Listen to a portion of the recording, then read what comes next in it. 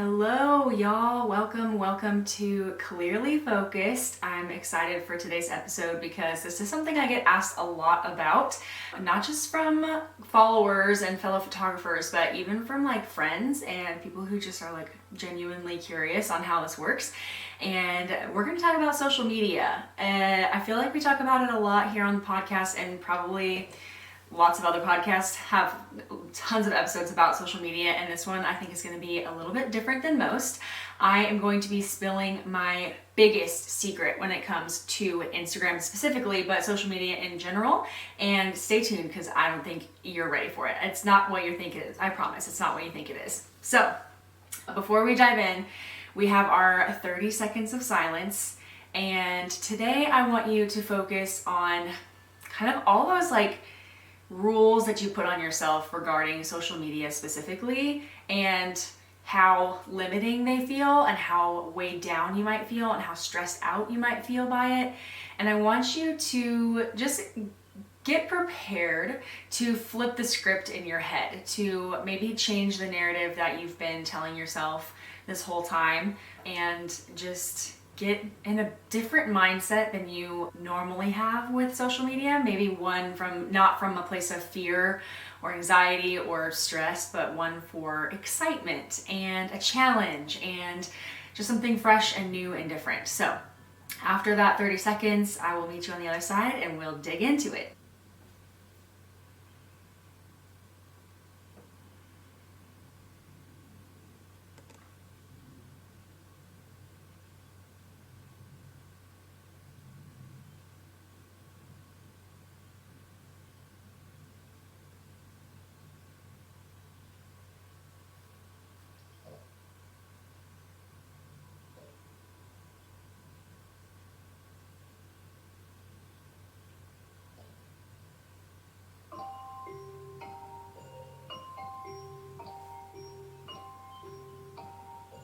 Welcome back, everyone. I hope that was a good, refreshing 30 seconds for you.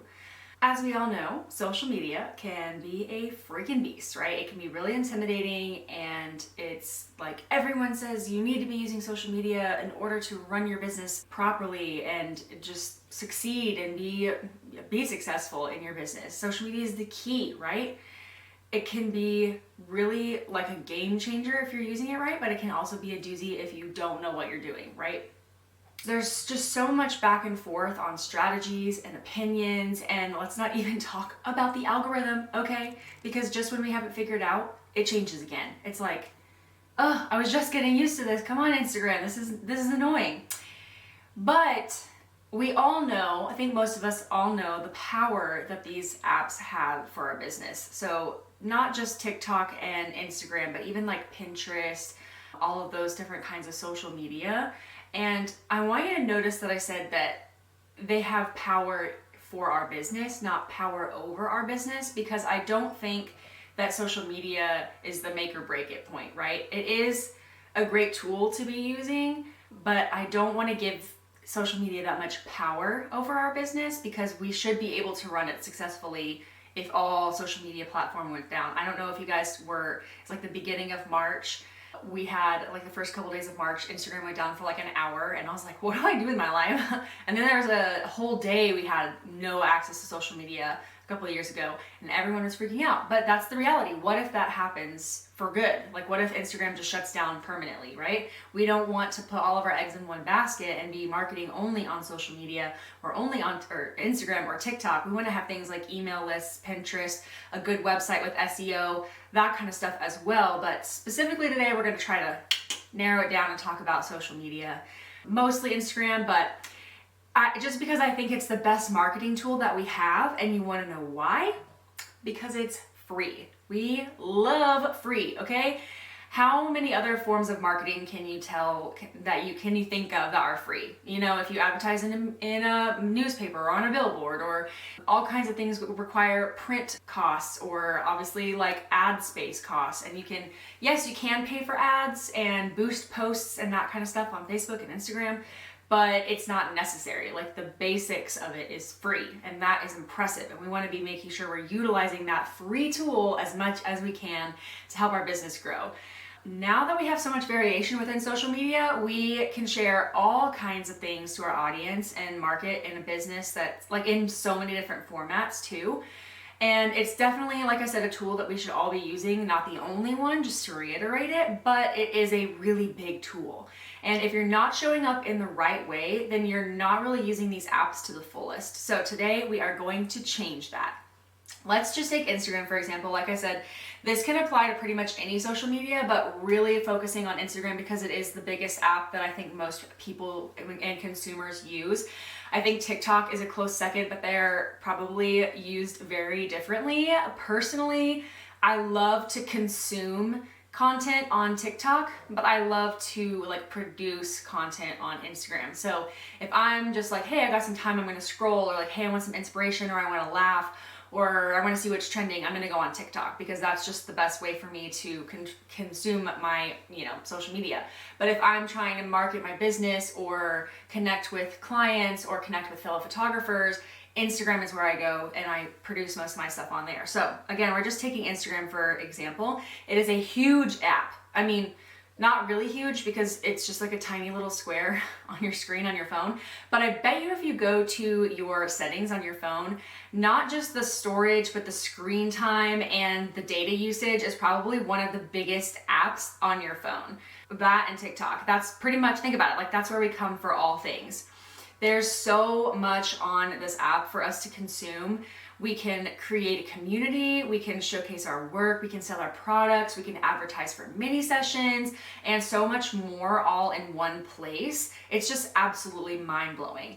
It's not just a social media app, obviously. You can have subscribers, you can have your close friends, you can have all of these different facets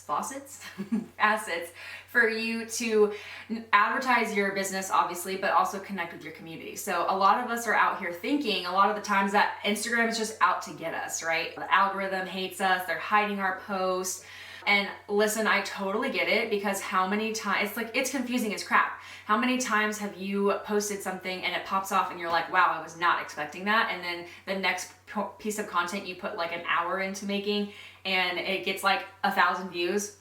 It can be really, really frustrating. And I can see why having that mindset is so common for a lot of us because we're like, dang, like I work so hard and I don't understand it. There's no rhyme or reason. It's just the freaking algorithm, okay? Ugh.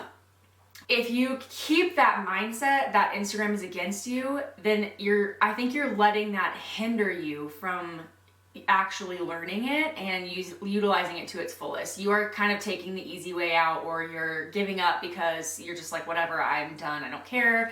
Instagram sucks. It's no matter what I do, it's not going to work, so why try? I think that's a lot of common mentality that a lot of people have, is because they're like, oh, well, I just try so hard and I never see results, so I just don't do anything. And I just think that kind of gets in the way sometimes. You get in your own way of being successful and seeing the results that you really want on Instagram. So if you use the app to the fullest, you can get so much out of it. And before we get into it, I do want to preface that there are so many ways to do this. So many tried and true methods tested by so many different types of people, businesses, influencers, but ultimately you have to try out what works for you and your business and your mental health. That is what is the most important, because there can be someone out there telling you to post 7 times a day and be active on Instagram for an hour and every day and blah, blah, blah. And it's just not going to be good for your mental health. Don't do it, and that might not work for you and your business anyways, especially because if it's affecting your mental health, then people are going to see it in your comments. It's going to be draining you. You're not going to be giving them all that they need on the platform. And so it just kind of deters you from doing all the work you're doing in the first place, right? So pick and choose different parts of strategies that you agree with and strategies that provide proof in your insights and your analytics, things that are kind of looking at you, talking to you, saying, hey bestie, this is kind of working for you, like keep it up. So finding ways that are best to grow your business and your audience, but also just making sure they're important, or they're the best method for you and your mental health and your business. It's really, really important. So just keep that in mind moving forward. There are some apps out there that can help you create some boundaries around social media if you need help with that. Like there's apps that will help remind you to post if you're forgetful, or even post, like auto post for you if you kind of want to just set it and forget it. And you can even do that through the app now, through Instagram, which is pretty cool. I will say not every account has access to it, because the podcast page for this Clearly Focused a podcast, which you should go follow if you're not following already, because heyo, but it doesn't have planned posting. Like I don't have access to it within the app, which is so annoying, but not everyone has it. But if you have it, it's cool, it's free, you should totally use it. There are other ones like Tailwind and Planoly. I used to use Planoly. I started with that and then I switched to Tailwind because it also does a lot more like hashtag research, and it does a lot with Pinterest and that kind of stuff. So I ended up switching to Tailwind. I've recently tried to go back to Planoly and it's just confusing as crap now, which is kind of funny. But other people use like Later and Preview. Those are some other good apps that you could check out too. But those apps are really good for when you are wanting to avoid that dopamine drop that you experience when you post and they're not performing well, because you can just kind of not, like, it'll just post for you and you can kind of ignore it. It's just there, right? Instead of having to post it yourself and go back and see all the, not comments that you were hoping to get. So we have all experienced that little high when one of our pieces of content is popping off. Like, yes, I've done it. I figured it out. Instagram, I beat the algorithm. Take that. And then a few days go by and the next few posts that you do aren't really performing very well and you're left feeling really confused. Been there, done that, trust me. This leads us to believe that social media is a tool that can make or break your business, but I don't want to give it that much power, as I said earlier, because it is not something that is going to destroy your company if you can't figure it out. It's not that crazily important. It is that crazily important, but it's not. Do you know what I'm saying? It's very contradictory there, but social media is a very good tool to be using, and it is one of the biggest client generations for me, lead generations for me, because so many people find me through Instagram. But that doesn't mean that I want to give my entire business success over to Instagram. If Instagram goes down tomorrow, you'll have to figure out another way to reach your audience, like hello email lists. And all of a sudden Instagram is irrelevant and everything that you were doing on the app that was or wasn't working doesn't even matter anymore. So instead, try thinking of social media as a fun little game. That's kind of what I do. We can be competitive, right? So when a post doesn't perform well, try to analyze it and figure out why. Was it posted at your peak time when all of your followers are active? Did it resonate with your audience? Did it provide any sort of value to them? Was there a call to action? These are all things that you should be checking off when you're posting. Doesn't mean that every post has to have all of those things, but at least one of those things to be able to be a piece of content that's going to perform well. It needs to have a call to action. It needs to resonate with your audience. It needs to educate them. It needs to be posted at the time that they're all going to be viewing it, right? Or the majority of them will be viewing it. So if you ask anyone out there, just go up to anybody on the street or ask any other small business owner, what's the biggest thing that I need to know about Instagram when I'm trying to grow my business? And they're gonna tell you that it's gonna be the most important thing to start and have a strategy for your Instagram. And they're talking about this whole mapped out plan for the month with what to post each day and what kind of content you post to stick to your content pillars, and if it resonates with you or your brand voice, and if it ultimately helps you achieve one of your business goals. And that is all important things to have, because it is going to help you know your business and reach the goals that you're wanting to have and reach your target audience.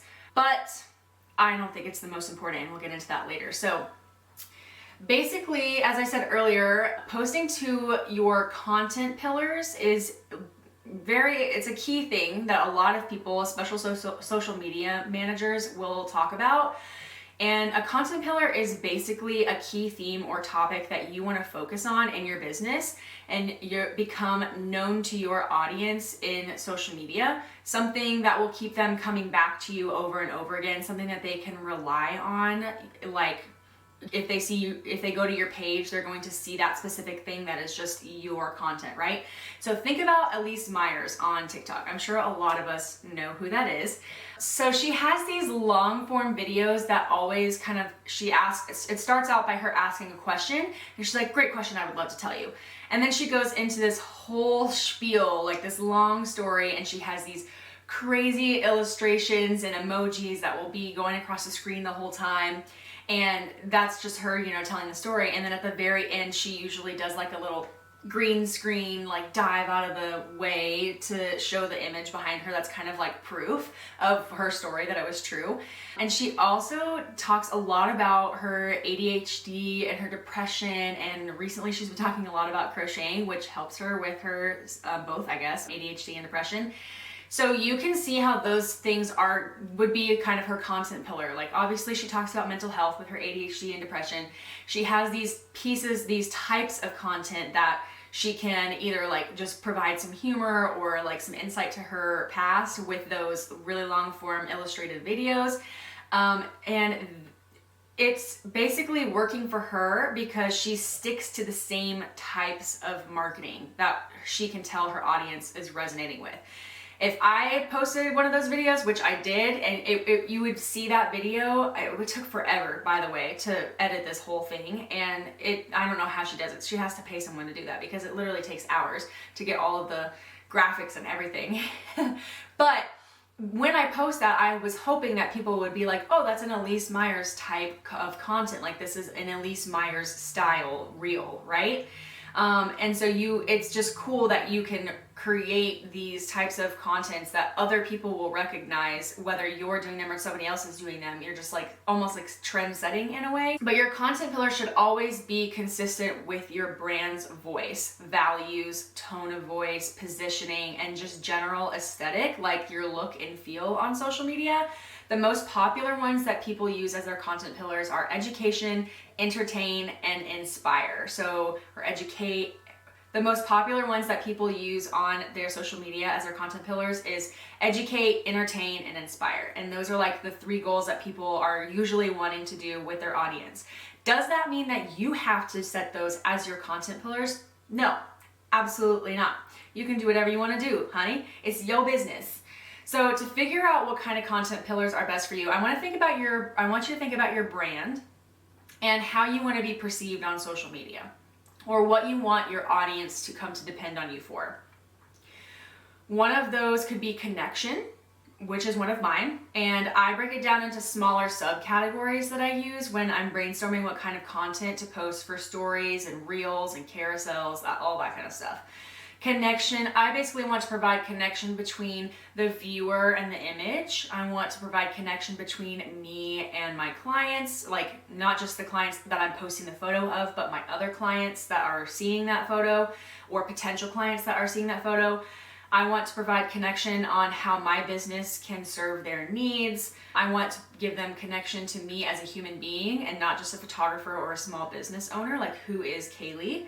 This pillar for me is just set as a guideline so that when I'm making my own content, I am making sure to stick to my brand and my brand values. So with this, connection being kind of like the top umbrella, the pieces of content that I could share underneath it, like examples, would be things like failure stories, how I started. I could share my why, like my reason for doing what I do. I could talk about why I compose an image the way that I did, so that way the viewer, whoever's looking at the photo, can hear about the story of like why I, framed the image this way. And now all of a sudden that viewer is going to have a connection between this image and something, like they've never even met them before. They might not ever meet them. They don't even know them or care about them, but all of a sudden they're connected to that image because they've taken a second to read about why I have posed or framed it the way that I did. So you can see how there could be so many types of content that can go underneath just that one pillar. And that's not even talking about the different types of formats that you can use between long form videos, short form videos, reels, carousels, stories, blog posts, email blasts, just a static post, like all that kind of stuff. You can do so much with that. And it's so smart to be able to recycle that content and maybe not posting that's every day and talking about like that same pillar every day, but you can basically take that one piece of content and reuse it or repurpose it multiple times throughout the next month, the next 2 months. You can circle back to it in 6 months and just refresh it and send it out as an email blast instead of an Instagram carousel post. Like, it's better to work smarter, not harder. So that way you can, again, create less work on yourself, because if you take an Instagram carousel post that you've done with the 10 images, you've laid them out, maybe there's more, 10 slides, I guess, maybe more images. You've laid them out visually, aesthetically pleasing, and you've created this awesome caption that's talked about a little bit about maybe the family or the couple and why you chose the location that you did, or the outfits or the pose or the framing of it, right? You can take that, write it in an email blast, and send it out to your subscribers and just be like, I wanted to share about this piece of content. And you can kind of freshen it up, not just copy and paste it, maybe include more images.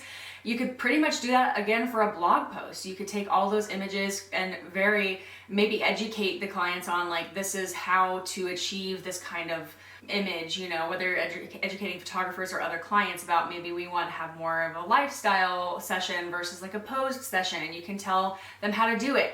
And that's all you've done on the same piece of content. You've just now done 3 things, and then you can make a reel about it in green screen behind you and say, okay, this is why I framed this here, and look at the leading lines drawing your eye over here, or whatever. And then you could show on your stories one day and just be like, oh my gosh, I wanted to share this image with you guys. I'm so proud of it. It just tugs at my heartstrings, blah, blah, blah, all the things. So that's literally 5 pieces of content off the same set of images that you can create, and you're basically retelling the story in a different way.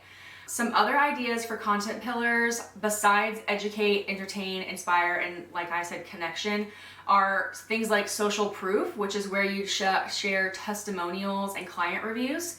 Engagement is another good content pillar, in which you would share things like memes and interactive posts or GIFs to get your audience involved. And then sales and leads is also a good one as well, because you can share about promotions, sales, like how to print your photos, that kind of stuff. It's a good pillar to have if it's a priority in your business. So each of your pillars, or you can swap the word bucket for pillar if you're sick of me saying the word pillar, it should relate to a goal that you have in your business, whether it's to be a leader in your niche or drive sales through your business through inspiring content, maybe to entertain your audience and be relatable.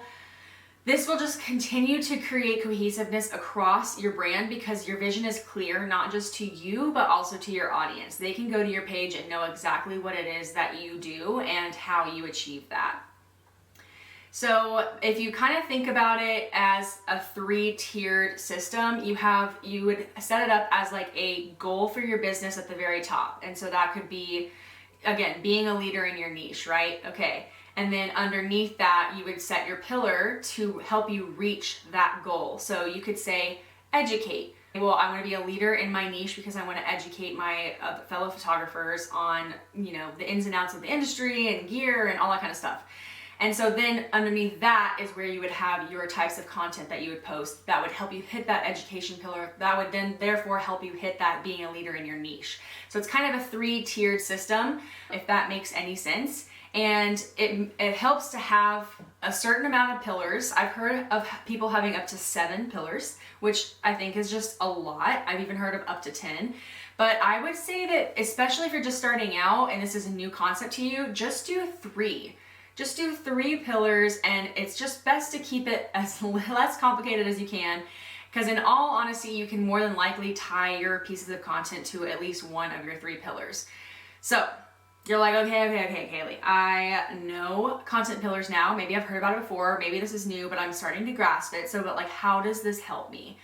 So when you sit down to plan out your content, you can easily make a whole month's worth of content knowing that you want to hit one of your pillars, at least one with each piece.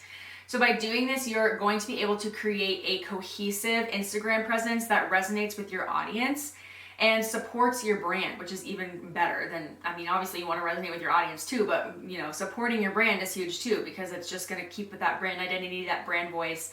And when people see your posts on their feed, they're going to know it's you because of the way that it looks or the topic that you're speaking on or the way you wrote your caption, how things are laid out, they're going to become a very staple thing for you.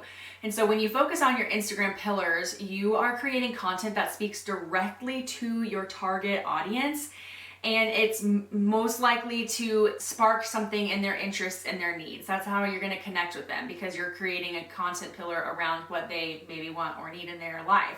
And so that means they're going to be more likely to engage with your content and leave comments and likes and share it with other people. And the more that they do that, the more engagement it gets, the more reach it gets, the more visible the posts become, which is something that can help you grow your following and reach even more people, which is something we all want, right?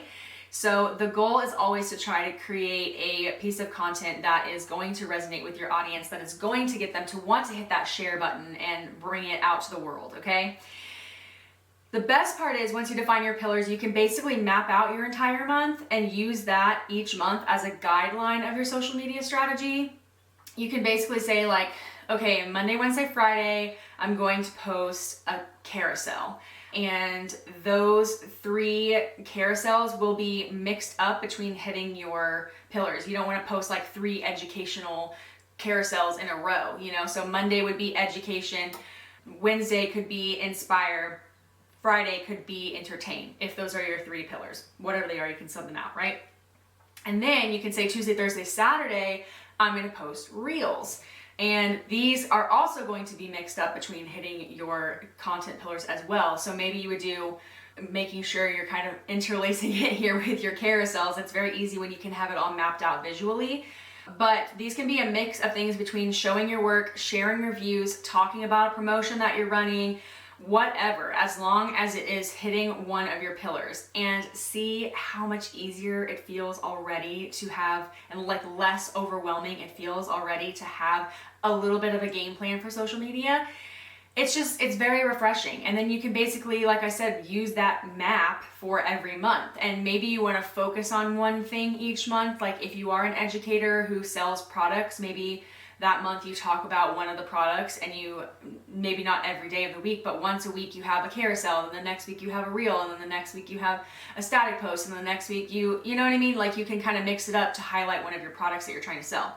Or even as just a photographer, maybe you're wanting to sell albums and push albums out. So then you can have a post about an album on Monday, and then on Thursday you can make a reel about an album, and then the next week you can kind of mix it up and do it in a different way. Make sure you get on your stories and talk about your reels, that kind of stuff. Remember earlier when I said I don't think this is the most important part? Yeah, like having a strategy is nice, and it is very helpful. But this is where I'm going to contradict pretty much everything that I just said, because most people agree that having strategy is nice, and it does help you save time, and it takes a little bit of the guesswork out of it, and that is nice. We can have some sort of way to feel. Having this plan does kind of alleviate some stress, and it makes us feel like we're kind of digging our way out from the crushing weight of the algorithm. We've all been there. But setting up the strategy, in theory, what it really does is it just creates consistency. And that, my friends, is the most important thing. That is my secret when it comes to social media. Because yes, having content pillars is going to make things easier and faster for you, especially when you're trying to batch your content. But in all honesty, if you're just showing up every day, that is what matters. Because you are going to be able to show up, be there, whether it's on your stories or posting or reels or all the above. Hopefully, your audience is going to depend on that. They're going to love that. And that's what's going to gain the most traction between you and those followers and your audience and potential clients. Consistency is key, 100%. You could be posting every day with no strategy, and as long as you're out there just saying, hey, and like showing up, you're gonna see more growth than putting all of this work into forming this strategy and getting your content pillars set up, and then basically end up overthinking everything you're doing, and to the point where you basically shut down and don't show up at all, right? Because that is honestly what I see most often, is people obsessing with the way that their grid looks. And I get it. We are all visual people. We want our feed to be pretty. But let me ask you this. How many times have you drafted up an Instagram post, or maybe several Instagram posts, and you're like, I'm gonna be good, I'm gonna post, I'm gonna be consistent, I'm gonna plan it all out, and then you get it all into your social media planning app and you can't figure out the right flow, nothing looks right, it doesn't look as aesthetically pleasing as you want it to, so then you basically just end up not posting any of those things and you just leave them in the drafts. Yeah, oof. Then before you know it, it's been 3 months and you haven't posted anything. Double oof. I'm gonna let you in on a little secret here. Most of the potential clients that are coming to your page are not visual people. They are not trained as we are to know what makes a good or a bad photo. Nor do they notice the difference between an aesthetically pleasing grid and one that's not. They want to be able to see themselves in your photos. They want to be able to know that you're going to be there for them.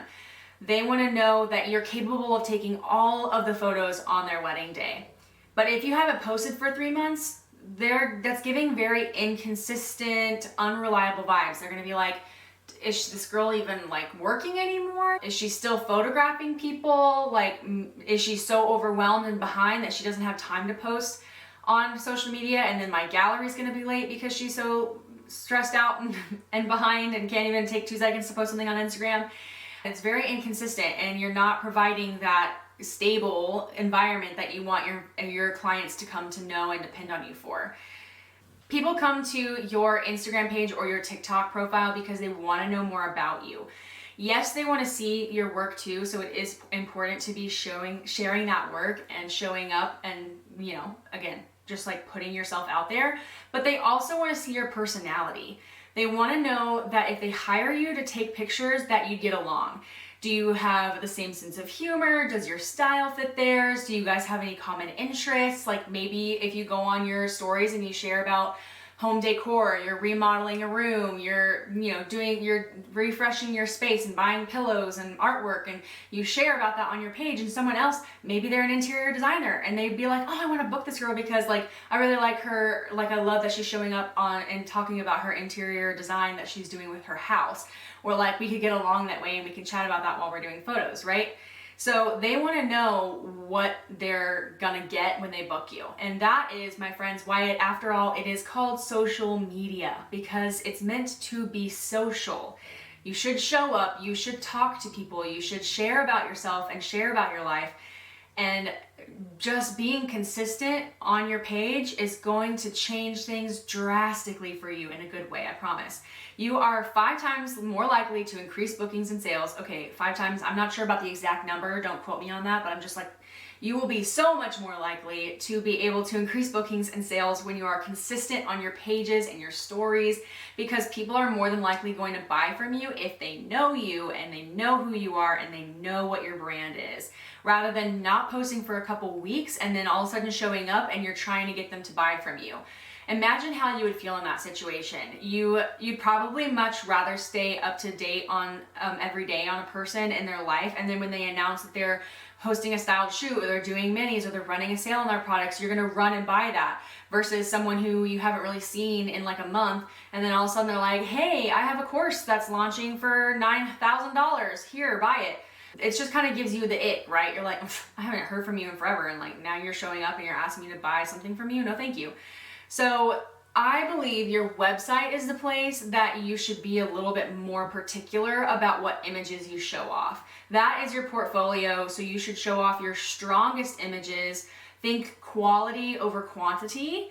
It's like the best of the best. So you should use your social media platforms to show more variation in your work, kind of like an overview of the whole wedding day. You wouldn't necessarily show a whole wedding day on your website, but on Instagram you could fit it into 10 slides, or you could break it up into a bunch of different posts and have getting ready and the bridesmaid, the wedding party, the couple photos, the ceremony, the reception. That's like a whole different 10 different posts potentially that you could make, right? So show behind the scenes, show behind the scenes, spill the beans about what really happened that day, especially doing this in long form content like long form videos or even blogs. I think that's going to be huge for this year in 2024. So basically, to end cap this, social media is where you come to be social. Okay, let's just show off your brand, your personality to connect with your audience beyond just like, hey, hire me as your photographer or your videographer. This is the place that people come to get to know you and get to know the person behind the lens, behind the brand that they're investing in.